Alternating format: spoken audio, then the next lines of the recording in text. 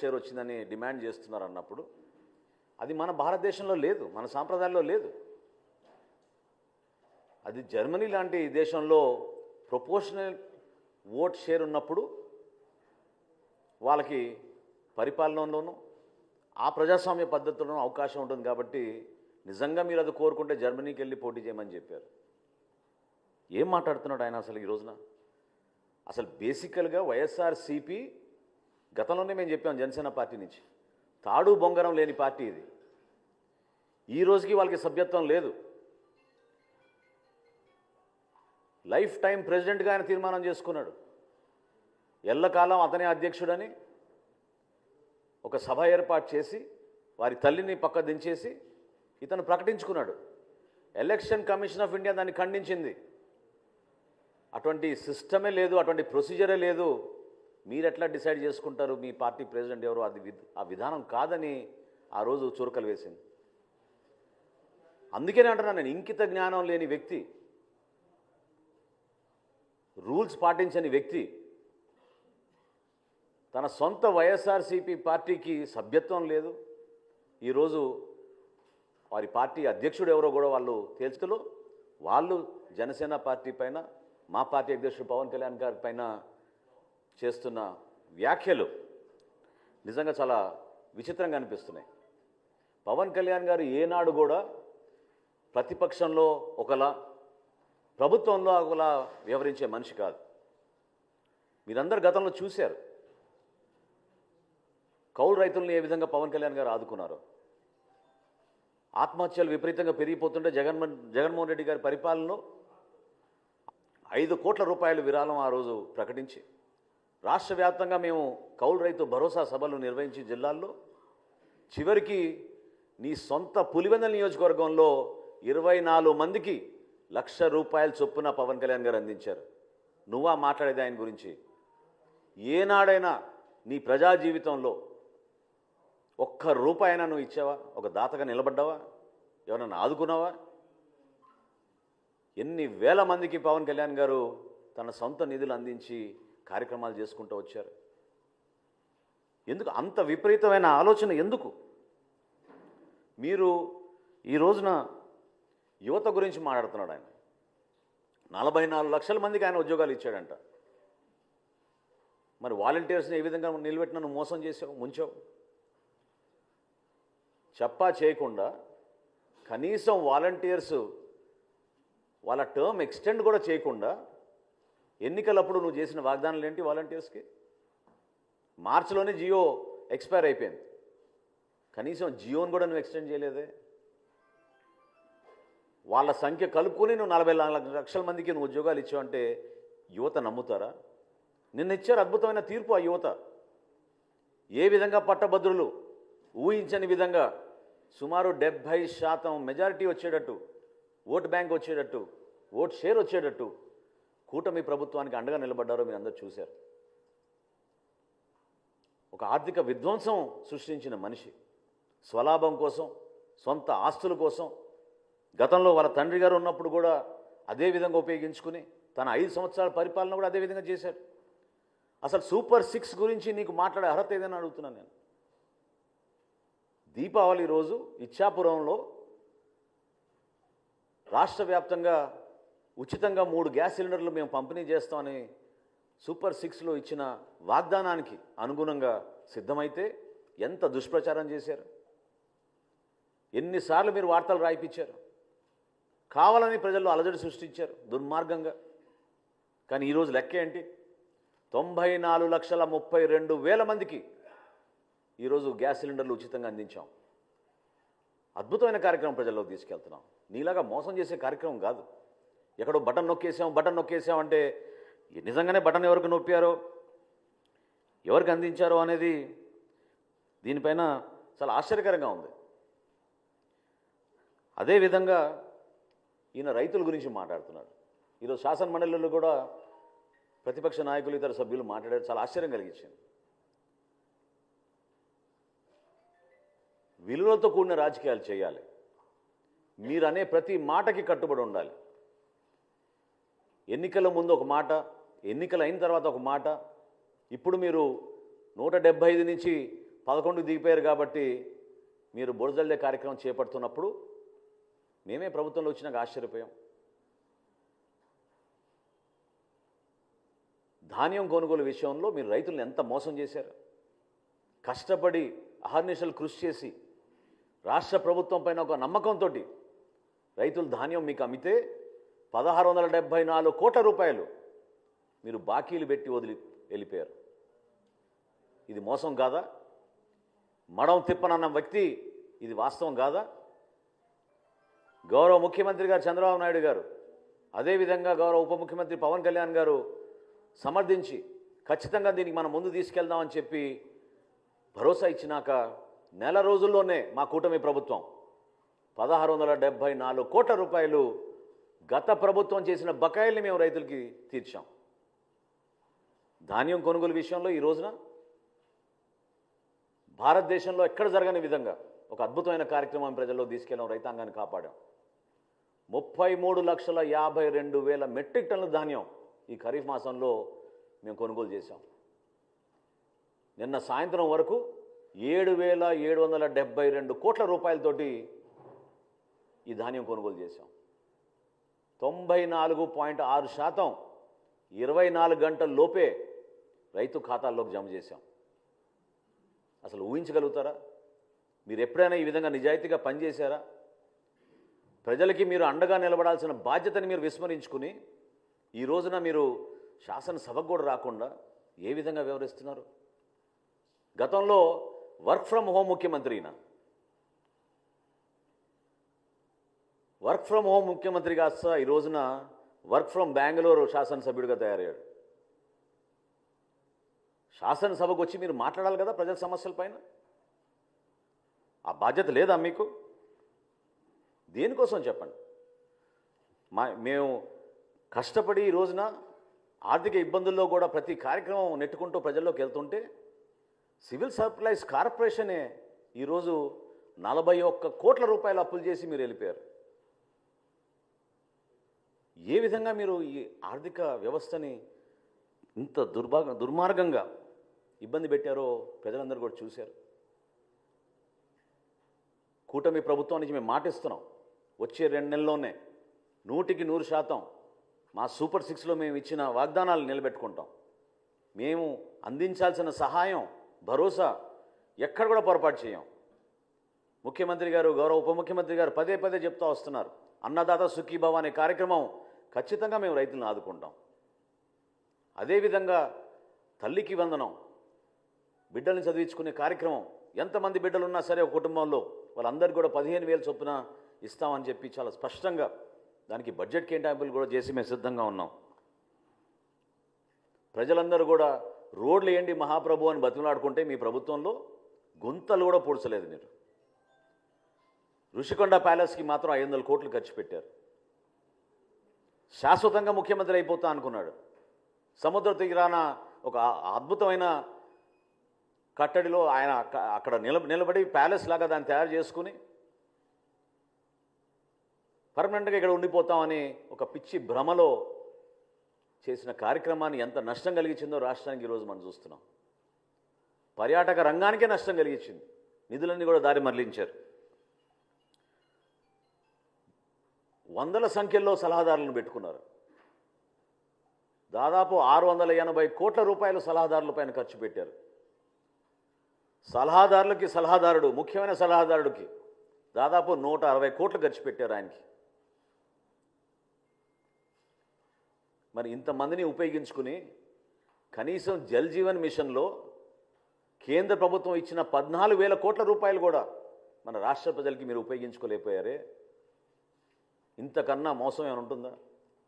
పరిపాలన చేతకాక దద్దమ్మల్లాగా మీరు కూర్చుని మీరు కలిగించిన నష్టం ఈ రాష్ట్రానికి పూడ్చడానికి చాలా సమయం పడుతోంది. అనేక ఇబ్బందుల్లో ఉన్నాం. అర్థం కాని పరిస్థితుల్లో కూడా కష్టకాలంలో మేము ప్రజల్ని ఆదుకోవడానికి మేము ముందుకు తీసుకెళ్తున్నాం. నోరు ఉంది కదా అని నేను దాకా అన్నట్టు వర్క్ ఫ్రమ్ బెంగళూరు ఎమ్మెల్యే అయినా జనరల్గా శాసనసభ్యులు అసెంబ్లీ అయిపోయిన తర్వాత వాళ్ళ నియోజకవర్గాలకు వెళ్ళి పనిచేసుకుంటారు, ప్రజలకి అందుబాటులో ఉంటారు. ఈయన మాత్రం శాసనసభకి రాడు, బెంగళూరుకి మాత్రం తరచుగా వెళ్ళిపోతూ ఉంటారు. ఏ విధంగా మీరు ప్రజా సమస్యలపైన మీరు నిలబడతారు చెప్పండి?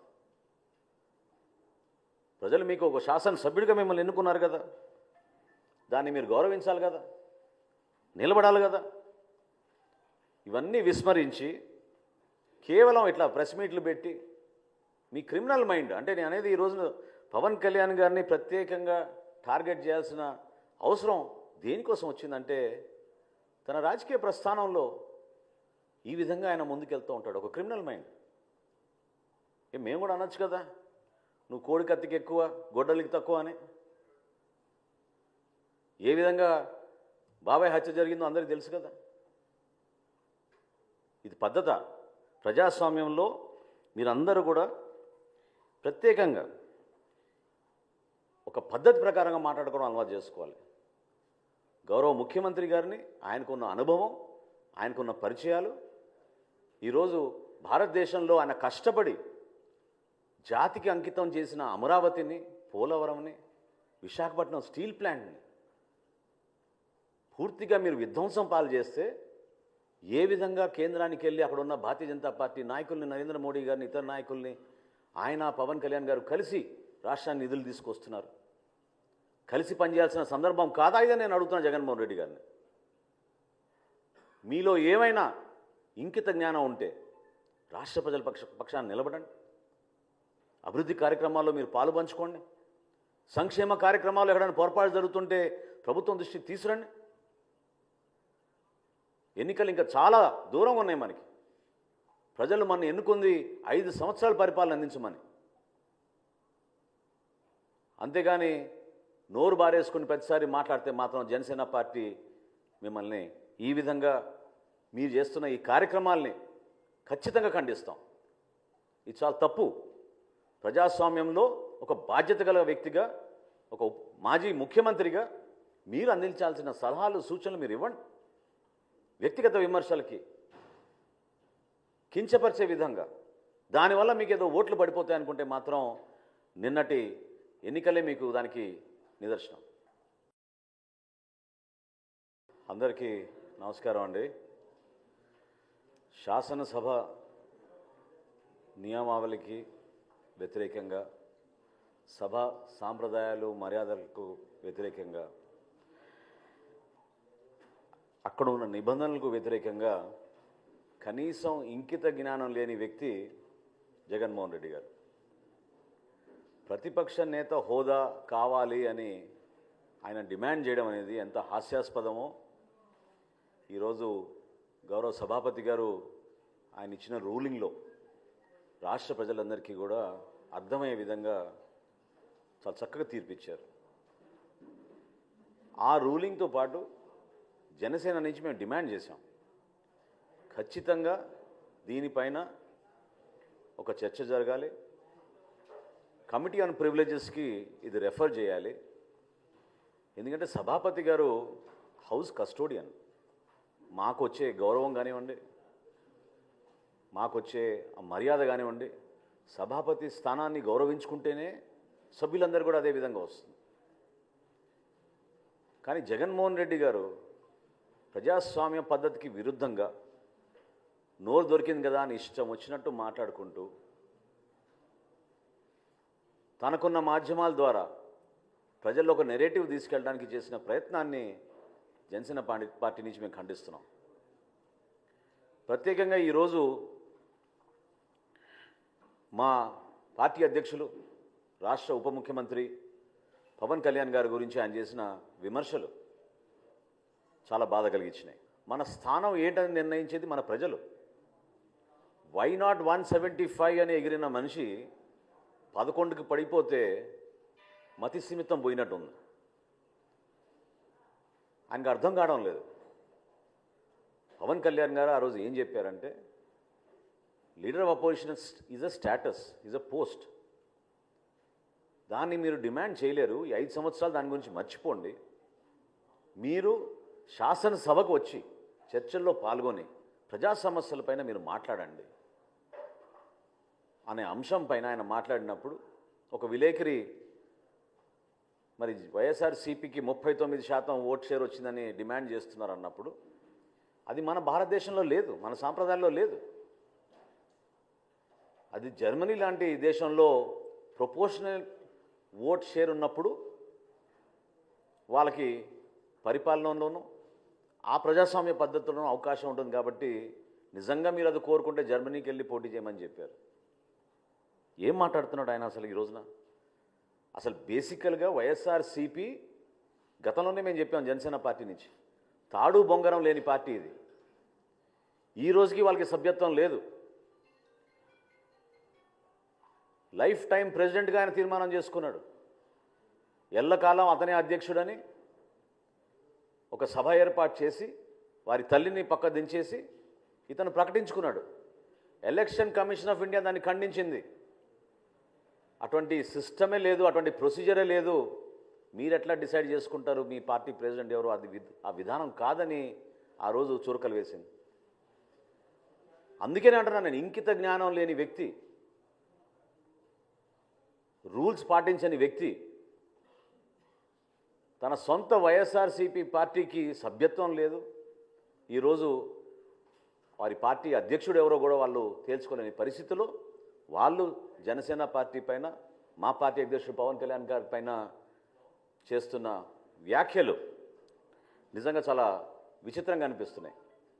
పవన్ కళ్యాణ్ గారు ఏనాడు కూడా ప్రతిపక్షంలో ఒకలా, ప్రభుత్వంలో ఒకలా వ్యవహరించే మనిషి కాదు. మీరందరూ గతంలో చూశారు కౌలు రైతులను ఏ విధంగా పవన్ కళ్యాణ్ గారు ఆదుకున్నారు. ఆత్మహత్యలు విపరీతంగా పెరిగిపోతుంటే జగన్మోహన్ రెడ్డి గారి పరిపాలనలో ఆయన స్వయంగా 5 కోట్ల రూపాయల విరాళం ఆ రోజు ప్రకటించి రాష్ట్ర వ్యాప్తంగా మేము కౌలు రైతు భరోసా సభలు నిర్వహించి జిల్లాల్లో చివరికి నీ సొంత పులివెందుల నియోజకవర్గంలో 24 మందికి ₹1,00,000 చొప్పున పవన్ కళ్యాణ్ గారు అందించారు. నువ్వా మాట్లాడేది ఆయన గురించి? ఏనాడైనా నీ ప్రజా జీవితంలో ₹1 అయినా నువ్వు ఇచ్చావా? ఒక దాతగా నిలబడ్డావా? ఎవరన్నా ఆదుకున్నావా? ఎన్ని వేల మందికి పవన్ కళ్యాణ్ గారు తన సొంత నిధులు అందించి కార్యక్రమాలు చేసుకుంటూ వచ్చారు. ఎందుకు అంత విపరీతమైన ఆలోచన? ఎందుకు మీరు ఈ రోజున యువత గురించి మాట్లాడుతున్నాడు ఆయన?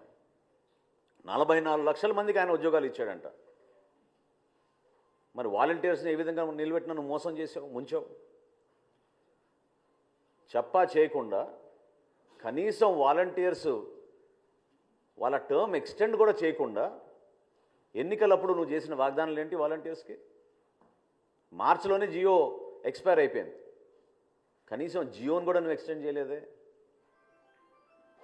వాళ్ళ సంఖ్య కలుపుకొని నువ్వు 44 లక్షల మందికి నువ్వు ఉద్యోగాలు ఇచ్చావంటే యువత నమ్ముతారా? నిన్న ఇచ్చారు అద్భుతమైన తీర్పు ఆ యువత. ఏ విధంగా పట్టభద్రులు ఊహించని విధంగా సుమారు 70% మెజారిటీ వచ్చేటట్టు, ఓట్ బ్యాంక్ వచ్చేటట్టు, ఓట్ షేర్ వచ్చేటట్టు కూటమి ప్రభుత్వానికి అండగా నిలబడ్డారో మీరు అందరూ చూశారు. ఒక ఆర్థిక విధ్వంసం సృష్టించిన మనిషి స్వలాభం కోసం, సొంత ఆస్తుల కోసం గతంలో వాళ్ళ తండ్రి గారు ఉన్నప్పుడు కూడా అదే విధంగా ఉపయోగించుకుని తన 5 సంవత్సరాల పరిపాలన కూడా అదే విధంగా చేశాడు. అసలు సూపర్ 6 గురించి నీకు మాట్లాడే అర్హత ఏదైనా అడుగుతున్నాను నేను. దీపావళి రోజు ఇచ్చాపురంలో రాష్ట్ర వ్యాప్తంగా ఉచితంగా 3 గ్యాస్ సిలిండర్లు మేము పంపిణీ చేస్తామని సూపర్ 6లో ఇచ్చిన వాగ్దానానికి అనుగుణంగా సిద్ధమైతే ఎంత దుష్ప్రచారం చేశారు, ఎన్నిసార్లు మీరు వార్తలు రాయిపించారు, కావాలని ప్రజల్లో అలజడి సృష్టించారు దుర్మార్గంగా. కానీ ఈరోజు లెక్క ఏంటి? 94,32,000 మందికి ఈరోజు గ్యాస్ సిలిండర్లు ఉచితంగా అందించాం. అద్భుతమైన కార్యక్రమం ప్రజల్లోకి తీసుకెళ్తున్నాం. నీలాగా మోసం చేసే కార్యక్రమం కాదు. ఎక్కడో బటన్ నొక్కేసాం అంటే నిజంగానే బటన్ ఎవరికి నొప్పారో, ఎవరికి అందించారో అనేది దీనిపైన చాలా ఆశ్చర్యకరంగా ఉంది. అదేవిధంగా ఈయన రైతుల గురించి మాట్లాడుతున్నాడు. ఈరోజు శాసన మండలిలో కూడా ప్రతిపక్ష నాయకులు, ఇతర సభ్యులు మాట్లాడారు. చాలా ఆశ్చర్యం కలిగించింది. విలువలతో కూడిన రాజకీయాలు చేయాలి. మీరు అనే ప్రతి మాటకి కట్టుబడి ఉండాలి. ఎన్నికల ముందు ఒక మాట, ఎన్నికలు అయిన తర్వాత ఒక మాట. ఇప్పుడు మీరు 175 నుంచి 11 దిగిపోయారు కాబట్టి మీరు బురదల్లే కార్యక్రమం చేపడుతున్నప్పుడు మేమే ప్రభుత్వంలో వచ్చినాక ఆశ్చర్యపోయాం. ధాన్యం కొనుగోలు విషయంలో మీరు రైతులను ఎంత మోసం చేశారు. కష్టపడి అహర్నిశలు కృషి చేసి రాష్ట్ర ప్రభుత్వం పైన ఒక నమ్మకంతో రైతులు ధాన్యం మీకు అమ్మితే 1674 కోట్ల రూపాయలు మీరు బాకీలు పెట్టి వదిలి వెళ్ళిపోయారు. ఇది మోసం కాదా? మడం తిప్పనన్న వ్యక్తి ఇది వాస్తవం కాదా?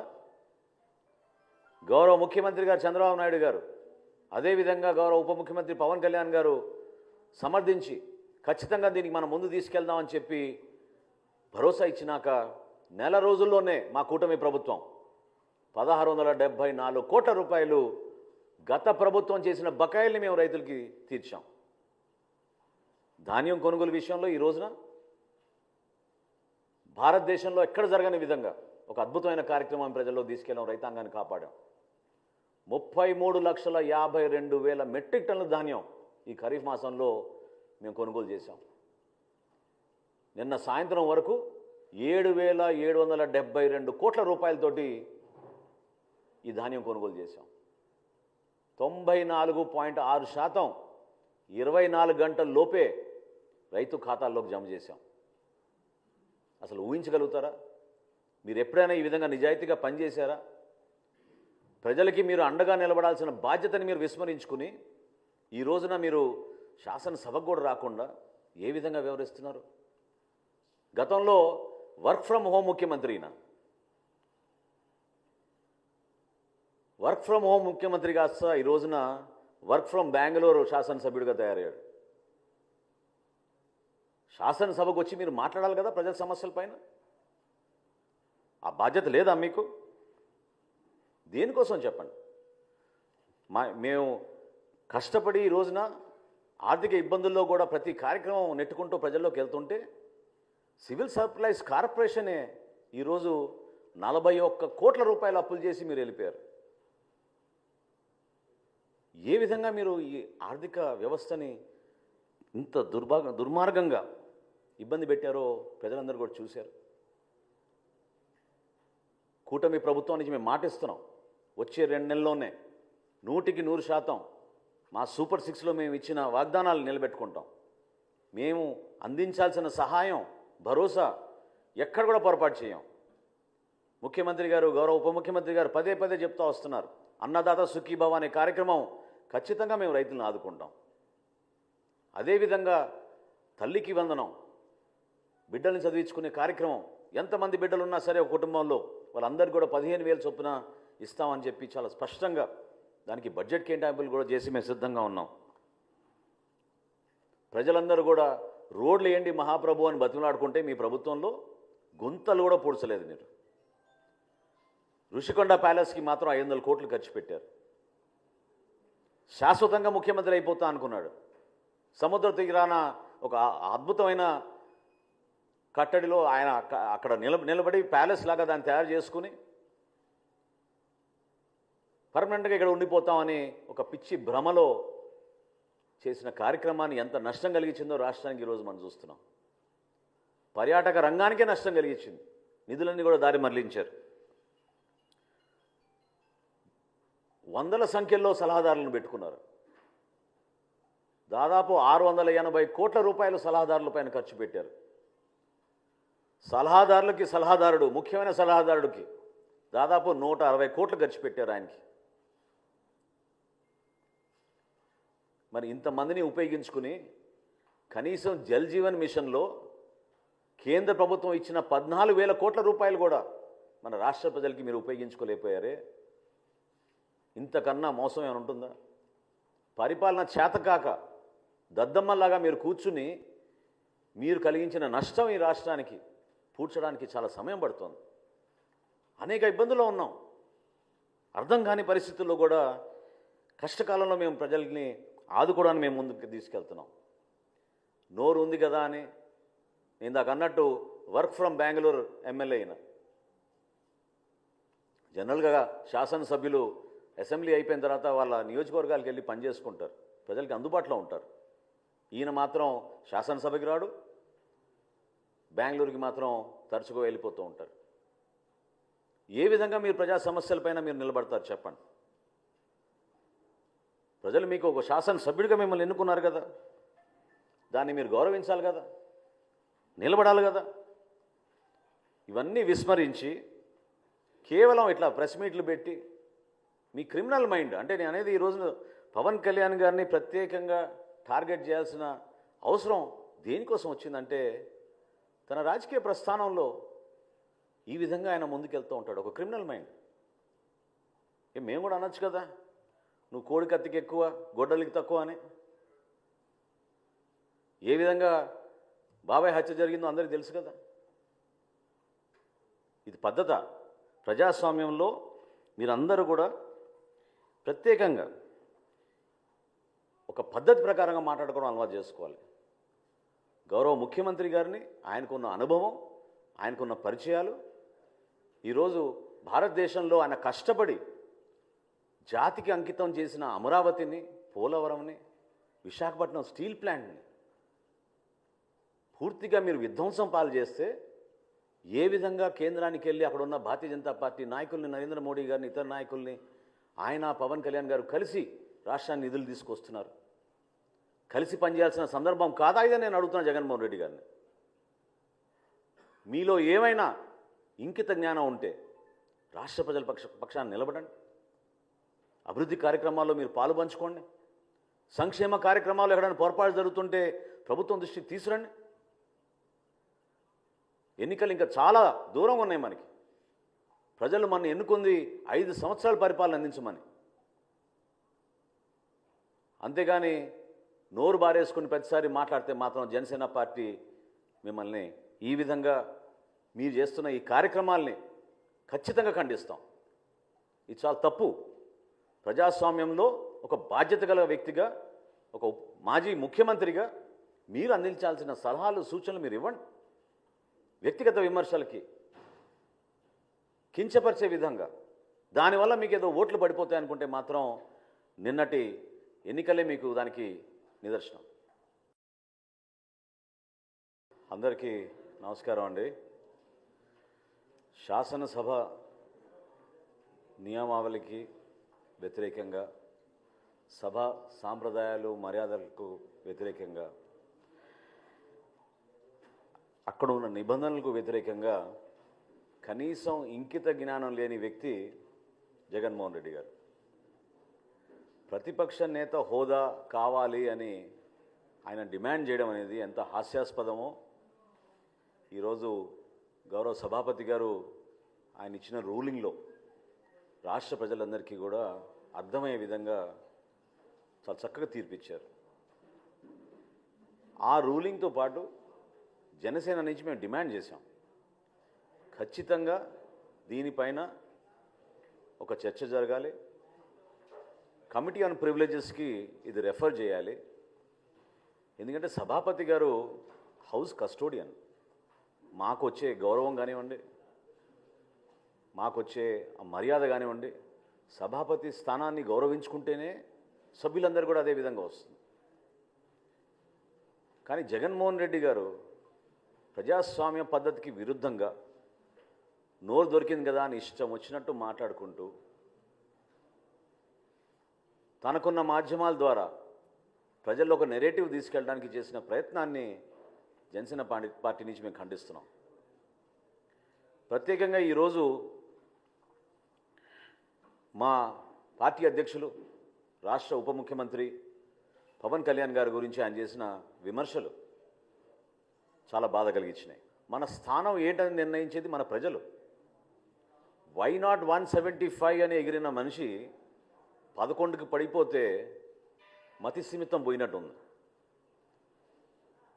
ఆయనకు అర్థం కావడం లేదు.